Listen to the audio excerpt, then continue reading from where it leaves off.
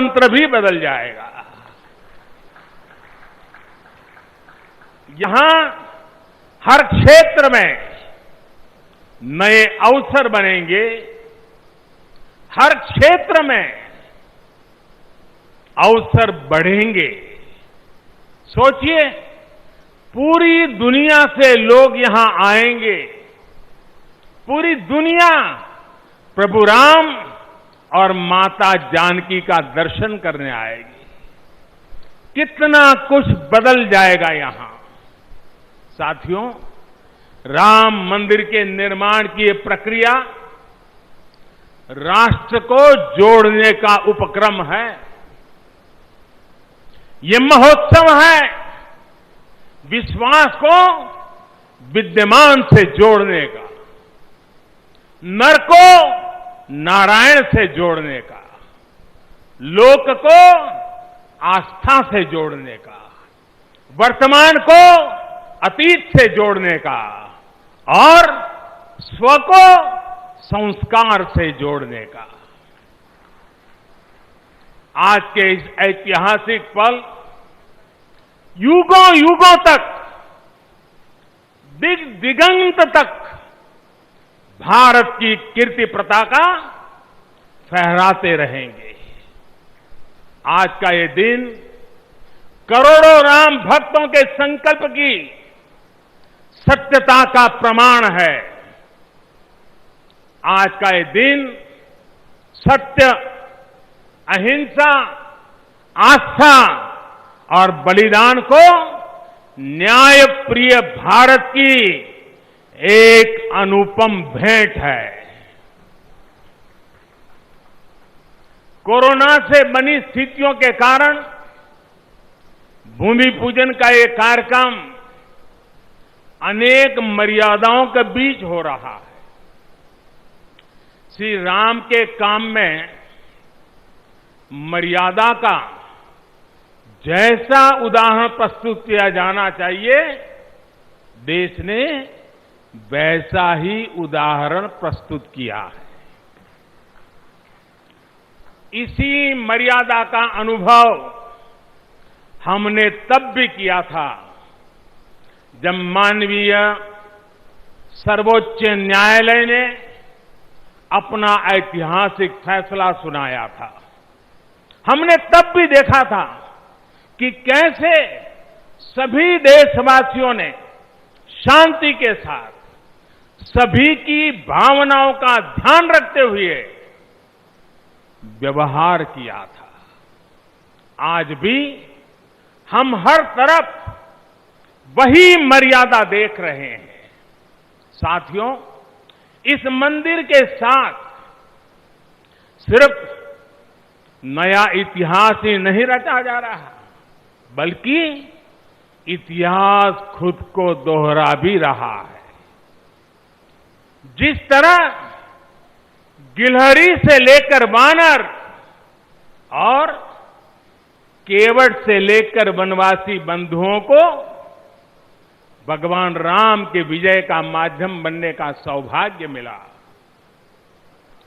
जिस तरह छोटे छोटे ग्वालों ने भगवान श्री कृष्ण द्वारा गोवर्धन पर्वत उठाने में बड़ी भूमिका निभाई, जिस तरह मावड़े छत्रपति वीर शिवाजी की स्वराज स्थापना के निमित्त बने, जिस तरह गरीब, पिछड़े, विदेशी आक्रांताओं के साथ लड़ाई में महाराजा सुहेल देव के संबल बने, जिस तरह दलितों, पिछड़ों, आदिवासियों, समाज के हर वर्ग ने आजादी की लड़ाई में गांधी जी को सहयोग दिया, उसी तरह आज देश भर के लोगों के सहयोग से राम मंदिर निर्माण का ये पुण्य कार्य प्रारंभ हुआ है। हम जानते हैं, जैसे पत्थरों पर श्री राम लिखकर राम सेतु बनाया गया, वैसे ही घर घर से, गांव गांव से श्रद्धापूर्वक पूजी शिलाएं यहां ऊर्जा का स्रोत बन गई है। देश भर के धामों और मंदिरों से लाई गई मिट्टी और नदियों का पवित्र जल वहां के लोगों की, वहां की संस्कृति और वहां की भावनाएं आज यहां की एक अमोघ शक्ति बन गई है। वाकई वाकई ये न भूतो न भविष्यति है।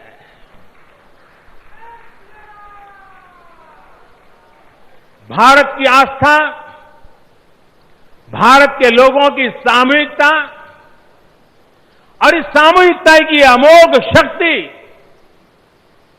पूरी दुनिया के लिए अध्ययन का विषय है, शोध का विषय है। साथियों, श्री रामचंद्र को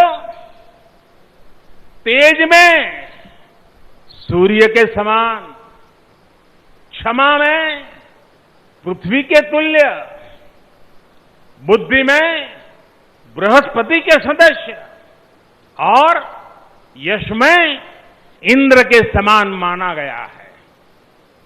श्री राम का चरित्र सबसे अधिक जिस केंद्र बिंदु पर घूमता है वो है सत्य पर अड़िग रहना।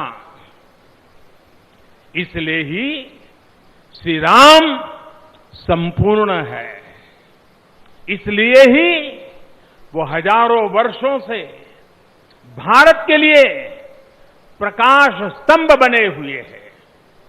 श्री राम ने सामाजिक समरसता को अपने शासन की आधारशिला बनाया था।